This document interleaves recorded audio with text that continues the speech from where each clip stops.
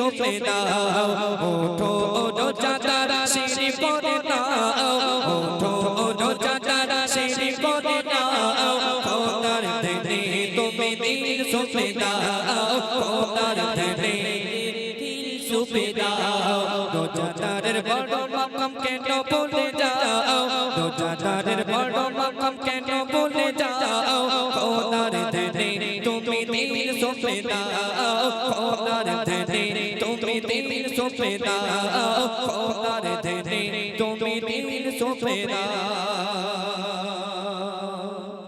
শোনালাম ছোট্ট করে রমজান মাস উপলক্ষে একটি কালাম।